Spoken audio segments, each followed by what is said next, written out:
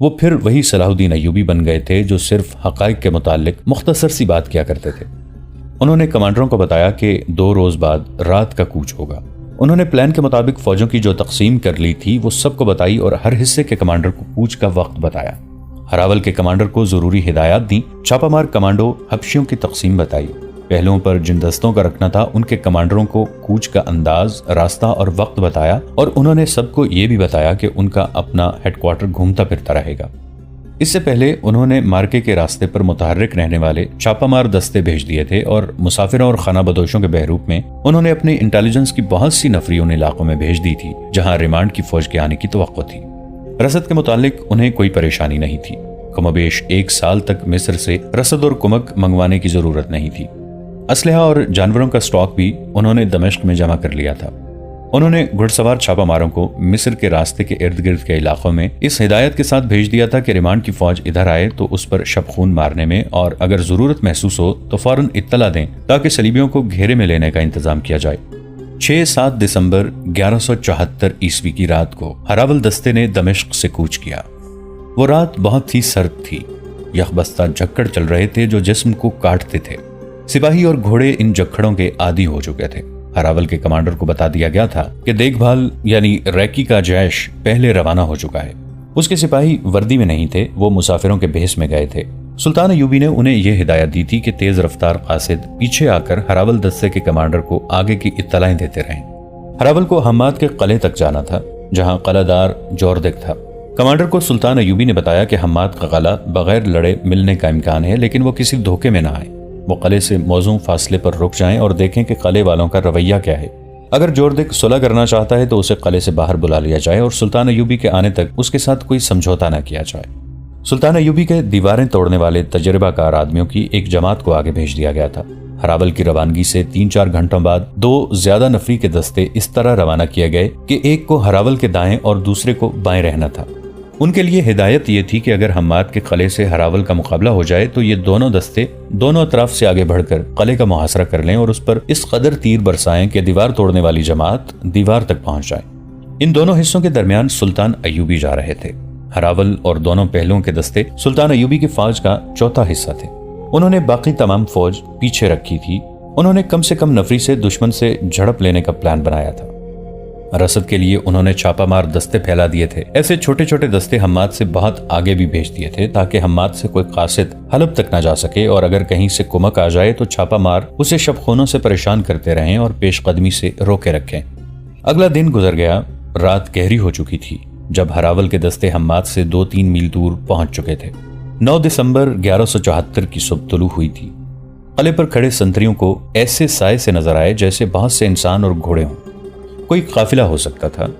جوں جوں سورج اوپر اٹھتا گیا دھند چھٹتی گئی اور سائے نکھرتے گئے۔ سنتریوں نے دیکھا کہ یہ فوج ہے۔ انہیں ابھی یہ معلوم نہیں تھا کہ قلعے کے دائیں اور بائیں بھی فوج موجود ہے جو انہیں نظر نہیں آ سکتی تھی۔ نقارہ بجا دیا گیا۔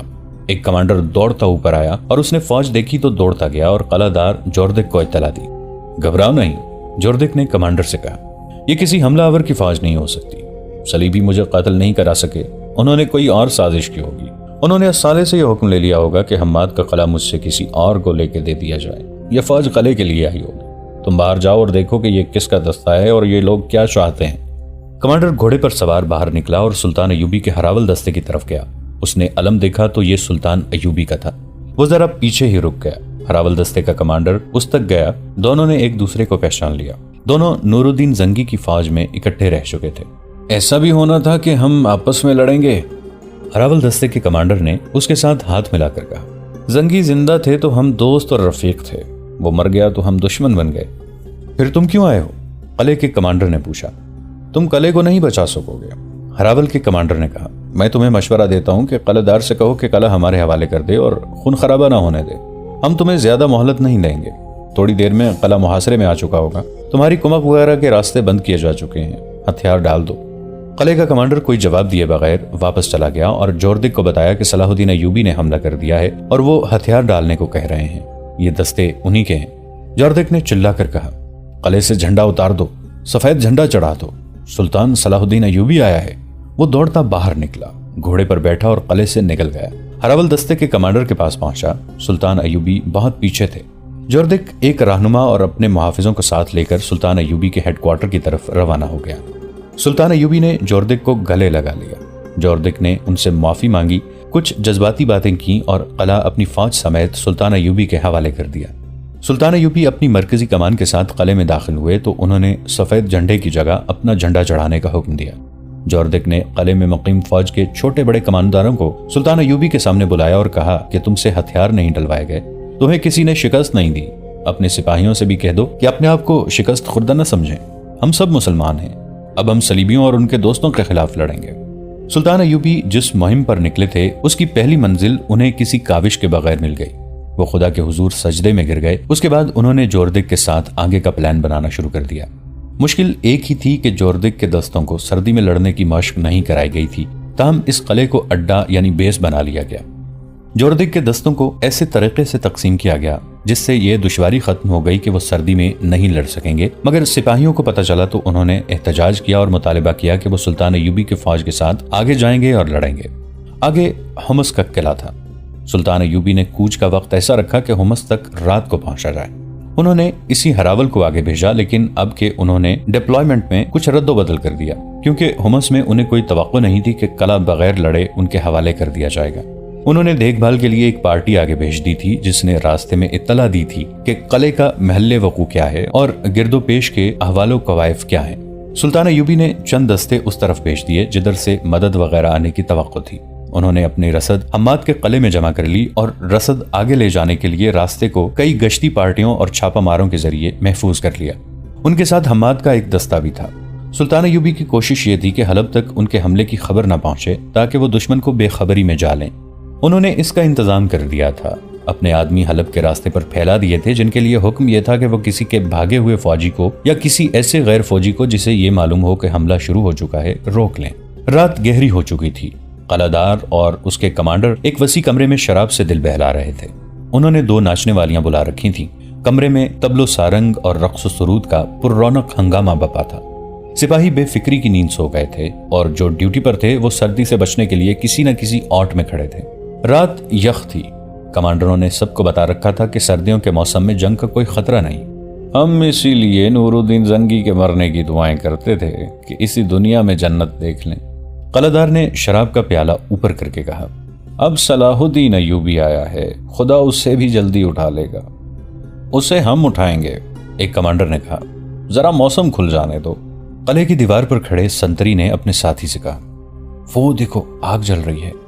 جلنے دو، اس کے ساتھی نے کہا، کوئی قافلہ ہوگا۔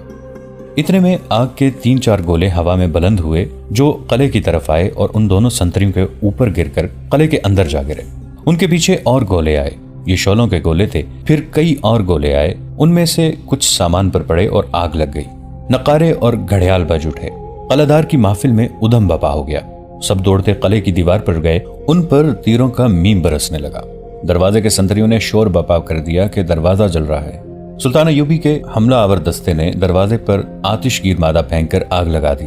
چیخ چلا کر قلعے کے اندر کی فوج کو بیدار کیا گیا۔ قلعے سے بھی مزاحمت شروع ہو گئی، لیکن باہر سے اتنے تیر آ رہے تھے کہ سر اٹھانا محال ہو رہا تھا۔ سلطان ایوبی کی منجنیقوں نے قلعے کو جہنم بنا دیا تھا۔ قلعے کے کماندار چلا چلا کر اپنے سپاہیوں کا حوصلہ بڑھا رہے تھے۔ سپاہی اندھا دھند تیر چلا رہے تھے۔ ہتھیار ڈال دو، سلطان ایوبی کی طرف سے کوئی للکار رہا تھا۔ ہتھیار ڈال دو، تمہیں کہیں سے بھی مدد نہیں مل سکتی، جانیں بچاؤ۔ یہ اعلان بھی کیا گیا، سلطان صلاح الدین ایوبی کے آگے ہتھیار ڈال دو، کسی کو جنگی قیدی نہیں بنایا جائے گا، اطاعت قبول کر لو، ہماری فوج میں شامل ہو جاؤ۔ رات بھر اعلان ہوتے رہے اور تیروں کا تبادلہ بھی ہوتا رہا۔ صبح کی روشنی پھیلی تو قلعہ دار نے باہر کا منظر اور قلعے کی دیوار پر اپنے سپاہیوں کی لاشیں دیکھ کر سفید جھنڈا چڑھانے کا حکم دے دیا۔ یہ قلعہ بھی سر کر لیا گیا۔ قلعہ دار اور کمانداروں نے ہتھیار ڈال دیے۔ سلطان ایوبی قلعے میں گئے اور کمانڈروں سے اتنا ہی کہا، خدا تمہیں معاف کرے، اور حکم دیا کہ ان سب کو ان کے سپاہیوں کے ساتھ دمشق بھیج دیا جائے۔ سلطان ایوبی انہیں اپنی فوج میں شامل نہیں کر سکتے تھے کیونکہ ان کی وفاداری ابھی مشکوک تھی۔ اس قلعے میں اسلحہ اور رسد کا خاصا ذخیرہ تھا۔ وہاں شراب بھی تھی اور ناچنے والیاں بھی۔ شراب باہر انڈیل دی گئی اور ناچنے والیوں کو بھی ان کے آدمیوں کے ساتھ دمشق بھیج دیا گیا۔ سلطان ایوبی نے حمص کے قلعے کو دوسرا اڈا بنا لیا اور حماد کے قلعے کا ایک دستہ وہاں لگا دیا۔ اگلا قلعہ حلب کا تھا جو حلب شہر سے ذرا ہی دور تھا۔ وہاں بھی وہی ہوا جو حمص میں ہوا تھا۔ سلطان ایوبی کا حملہ ناگہانی تھا، انہوں نے قلعے والوں کو بے خبری میں جا لیا تھا۔ ان کے سپاہیوں کا مورال 2 قلعے سر کر لینے سے اور زیادہ مضبوط ہو گیا تھا۔ انہوں نے حلب کا قلعہ بھی سر کر لیا اور اس کے دستوں کو کمانڈروں سمیت دمشق بھیج دیا گیا، مگر اس مرحلے پر آ کر رازداری ختم ہو گئی۔ ہتھیار ڈالنے والے سپاہیوں میں سے کوئی فرار ہو گیا یا کسی اور نے حلب اطلاع دے دی کہ سلطان ایوبی نے حمات، حمص اور حلب کے قلعے لے لیے ہیں اور وہ حلب کی طرف بڑھ رہے ہیں۔ سلطان ایوبی کو معلوم نہ ہو سکا کہ ان کی رازداری والا حربہ بیکار ہو چکا ہے۔ انہوں نے پیش قدمی کی رفتار بھی ختم کر دی، جس کی وجہ یہ تھی کہ جو دستے حمص اور حلب کے قلعوں کو محاصرے میں لے کر راتوں کو لڑے تھے، انہیں آرام کے لیے پیچھے بھیجنا اور ان کی جگہ تازہ دم دستے آگے لانا ضروری تھا۔ انہیں اب فوج کو بدلی ہوئی ترتیب میں آگے بڑھانا تھا، کیونکہ حلب شہر کی لڑائی قلعے کے محاصرے سے مختلف تھی۔ نئی ترتیب میں بھی کچھ وقت لگ گیا۔ سلطان ایوبی بہت محتاط تھے، کیونکہ اصل لڑائی تو اب آ رہی تھی اور صلیبی فوج کے آنے کا امکان بھی تھا۔ حلب اطلاع جلدی پہنچ گئی تھی۔ صلیبی مشیر وہاں موجود تھے۔ پہلے تو وہ اس پر حیران ہوئے کہ سلطان ایوبی نے سردیوں میں حملہ کیا ہے، پھر وہ خوش ہوئے کہ ان کی فوج صحرائی جنگوں کی عادی ہے، وہ ان چٹانوں علاقوں میں نہیں لڑ سکے گی۔ انہیں یہ احساس تھا کہ حلب کی فوج بھی اس علاقے میں نہیں لڑ سکے گی۔ انہوں نے 2 ترکیبیں سوچی، ایک یہ کہ سلطان ایوبی کو اپنی پسند کے میدان میں لڑائیں، اور دوسری یہ کہ یہاں صلیبیوں کی وہ فوج لائی جائے جو یورپ سے آئی ہے۔ ریمانڈ کی فوج میں ایسے سپاہیوں کی اکثریت تھی، چنانچہ فوری طور پر ریمانڈ کو تیز رفتار قاصدوں کے ذریعے اطلاع بھیج دی گئی کہ سلطان ایوبی حلب کی طرف بڑھ رہا ہے، اسے عقب سے گھیرے میں لیا جائے۔ وقت حاصل کرنے کے لیے انہوں نے یہ انتظام کیا کہ سلطان ایوبی کو حلب کے محاصرے میں زیادہ سے زیادہ دیر تک الجھائے رکھا جائے، تاکہ ریمانڈ کو اپنی فوج لانے کے لیے وقت مل جائے۔ صلیبی مشیروں نے رازداری پر پوری توجہ دی۔ انہیں معلوم تھا کہ شہر میں سلطان ایوبی کے جاسوس موجود ہیں، چنانچہ انہوں نے شہر کی ناکہ بندی کر دی۔ فوراً اعلان کر دیا گیا کہ شہر سے باہر کوئی نہیں نکلے گا، اسے خبردار کیے بغیر تیر مار دیا جائے گا۔ اس کے ساتھ ہی مسجدوں میں اعلان کیا گیا کہ سلطان ایوبی جنگی طاقت اور بادشاہی کے نشے میں حملہ آور ہوا ہے۔ صلیبی ذہنی تخریب کاری کے ماہر تھے۔ انہوں نے پروپیگنڈے کی نئی مہم چلا دی، گھر گھر، گلی گلی، مسجد مسجد اس قسم کی افواہیں پھیلا دیں کہ سلطان ایوبی کی فوج جس شہر کو فتح کرتی ہے وہاں کی تمام لڑکیوں کو جمع کر کے آبرو ریزی کرتی ہے، شہر کو لوٹ کر آگ لگا دیتی ہے، اور یہ بھی کہ سلطان ایوبی نے نبوت کا دعویٰ کر دیا ہے اور وہ نیا مذہب لا رہا ہے جو کفر ہے۔ ایسی بہت سی افواہیں پھیلا دی گئیں۔ سلطان ایوبی کے خلاف نفرت پیدا کرنے کا عمل تو 6 مہینوں سے جاری تھا۔ لوگوں میں سلطان ایوبی کے خلاف جنگی جنون پیدا کر دیا گیا تھا۔ آخر کار ان تازہ افواہوں نے لوگوں کو آگ بگولا کر دیا اور وہ مرنے مارنے کے لیے تیار ہو گئے۔ شہر کی ناکہ بندی نے سلطان ایوبی کے جاسوسوں کو بیکار کر دیا۔ انہوں نے شہر کے باشندوں میں جو قہر اور غضب دیکھا تھا اس کے سامنے بھی وہ بے بس ہو گئے تھے۔ ایک جاسوس شہر سے نکلنے کی کوشش میں مارا گیا۔ وہ سلطان ایوبی کو اطلاع دینا چاہتا تھا کہ شہر کی کیفیت کیا ہے اور وہ کسی خوش فہمی میں مبتلا ہو کر نہ آئیں۔ جاسوس نے سرپٹ گھوڑا بگایا، مگر 2 تیروں نے اسے گرا دیا۔ جاسوسوں کے کمانڈر نے، جو عالم کے روپ میں تھا، شہریوں میں صلیبی پروپیگنڈے کے خلاف مہم چلائی، مگر اس کے آدمیوں نے جہاں بھی بات کی منہ کی کھائی۔ الصالح نے صلیبی مشیروں کے مشورے پر والی موصل سیف الدین کو بھی اطلاع بھیج دی کہ مدد کے لیے آئے۔ حسن بن صباح کے فدائیوں کے پیر و مرشد شیخ سنان کو بھی اطلاع بھیجی گئی کہ وہ جو اجرت مانگے گا اسے دی جائے گی۔ صلاح الدین ایوبی کو قتل کرا دے، خواہ اس کے کتنے ہی آدمی کیوں نہ مارے جائیں۔ شیخ سنان کا ایک حملہ ناکام ہو چکا تھا جو اس نے صلاح الدین ایوبی کے ایک محافظ پر نشہ طاری کر کے اس سے کرایا تھا۔ اب اس نے ان فدائیوں کو بلایا جو زندگی اور موت کو کچھ سمجھتے ہی نہیں تھے۔ وہ برائے نام انسان تھے، مر جانا اور کسی کو مار دینا ان کے لیے کوئی مطلب نہیں رکھتا تھا۔ ان میں مفرور قاتل بھی تھے۔ شیخ سنان نے انہیں کہا کہ انہیں منہ مانگی اجرت ملے گی، وہ سلطان ایوبی کو قتل کر دیں۔ ان میں سے 9 آدمی تیار ہو گئے۔ الصالح کے حامیوں میں سب سے زیادہ کینہ پرور اور شیطان فطرت آدمی گمگشتگین تھا، جسے گورنر کا درجہ حاصل تھا۔ وہ بظاہر سلطان ایوبی کے خلاف تھا، مگر وہ دوست کسی کا بھی نہیں تھا۔ الصالح کو خوش کرنے کے لیے اس نے اس کی حمایت کی اور صلیبیوں کے ساتھ دوستی کا اظہار اس طرح کیا کہ اس کے قلعے میں بہت سی صلیبی قیدی تھے، ان سب کو رہا کرا دیا۔ اب حلب کی اس اطلاع پر کہ سلطان ایوبی کی فوج آ گئی ہے، اس نے اپنی فوج بھیج دی اور خود بھی لڑنے کا وعدہ کیا۔ یہ ایک طوفان تھا جو سلطان ایوبی کے خلاف اٹھ کھڑا ہوا۔ اتنے زیادہ دشمنوں کے مقابلے میں ان کی نفری تھوڑی تھی، اور اب ان کے جاسوس بیکار ہو جانے کی وجہ سے انہیں پتہ ہی نہیں چل رہا تھا کہ دشمن کے کیمپ میں کیا ہو رہا ہے۔ وہ ابھی تک اس خوش فہمی میں مبتلا تھے کہ وہ حلب والوں کو بھی بے خبری میں جا لیں گے، تاہم وہ معمولی قسم کے جنگجو نہیں تھے۔ انہوں نے عقب اور پہلوؤں کی حفاظت کا انتظام کر رکھا تھا۔ انہوں نے کم سے کم تعداد سے حملہ کرنے کا فیصلہ کیا۔ ان کے دیکھ بھال کے دستے آگے چلے گئے۔ آگے علاقہ چٹانی، پتھریلا اور نشیب و فراز کا تھا، اور راستے میں ایک درمیانہ سا دریا بھی تھا۔ जनवरी 1175 ईस्वी का महीना शुरू हो चुका था। सर्दी और ज्यादा बढ़ गई थी। सुल्तान अयूबी ने फौज की 1/4 नफरी हमले के लिए मुंतखब की। महफूजा में उन्होंने ज्यादा दस्ते रखे थे। उन्होंने जब पेशकदमी की तो देखभाल करने वाले दस्तों ने इत्तला दी कि दरिया के उस तरफ एक वसी और अरीज नशेब है, वहां दुश्मन की फौज तैयारी की हालत में मौजूद है। यही वो मकाम था जहां से दरिया अबूर किया जा सकता था। सर्दियों के मौसम में दरिया में पानी गहरा नहीं था। इस मकाम पर पाट फैल जाने से पानी और भी कम था। घोड़े और इंसान आसानी से गुजर सकते थे। यहीं दुश्मन ने अपनी फौज फैला रखी थी।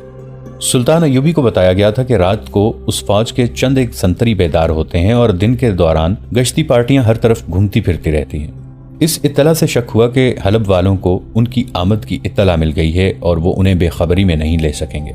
उन्होंने देखभाल के लिए इस मकाम से दूर के इलाके में अपने आदमी भेजे ताकि मालूम किया जा सके कि दरिया किसी और जगह से उबूर किया जा सकता है या नहीं।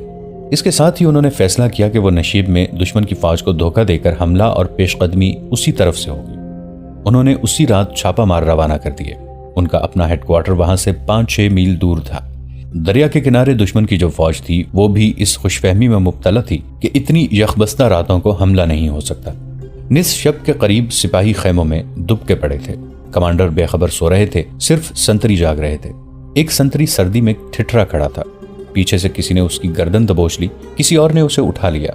ये सुल्तान अयूबी के 2 छापा मार थे। वो संतरी को उठाकर ले आए और उससे पूछा कि घोड़े कहाँ बंधे हुए हैं। उसके सीने पर 2 तलवारों की नोकें रखी हुई थी। संतरी को मालूम था कि ये सुल्तान अयूबी के सिपाही हैं। उसने उनसे इल्तजा की कि मैं तुम्हारा मुसलमान भाई हूँ, ये बादशाहों के झगड़े हैं, हम एक दूसरे का खून क्यों बहाएं। उसने बताया कि घोड़े एक जगह नहीं बंधे हुए, चूंकि फौज तैयारी की हालत में है, इसलिए घोड़े सवारों के खेमों के साथ 2-2, 3-3 करके बंधे हुए हैं। छापामार उसे उसके कैंप के करीब ले गए और पूछा कि दस्तों के कमांडर कहाँ कहाँ हैं। उसने अंदाजा करके उनके खेमों की सिमतें बता दी। उसे साथ ही पीछे ले आए और उसे कहा कि यहाँ खड़े रहो और तमाशा देखो। वहां छोटे साइज की एक मिंजनीक रखी थी, उसमें छापामारों ने एक हांडी सी रखी। 4 आदमियों ने उसे पीछे खींचा और छोड़ दिया। हांडी गुलेले की तरह उड़ गई। दूसरी हांडी किसी और तरफ फेंकी गई, फिर 2 और फेंकी गई। ये सब दुश्मन के कैंप में गिरी। संतरियों ने कौन है की सदाएं लगाई। कहीं से जलते हुए फीतों वाले तीर आए जो जमीन पर लगे। हांडियां वहीं गिरकर टूटी थी। उनके अंदर से सयाल मादा निकलकर बिखर गया था। ये आतिशगीर था। तीरों के फीतों ने उसे आग लगा दी। दोनों खेमों को भी आग लग गई। जमीन शोले उगल रही थी। कैंप में भगदड़ मच गई। घोड़े रस्सियां तोड़ाने लगे। सिपाही उठकर इधर उधर दौड़े तो छापामारों ने तीर बरसाने शुरू कर दिए। यह खेमागाह 1 मील से ज्यादा लंबे चौड़े इलाके में थी। बेशतर इसके के कमांडर जवाबी कार्रवाई करते छापामार तबाही मचाकर गायब हो चुके थे।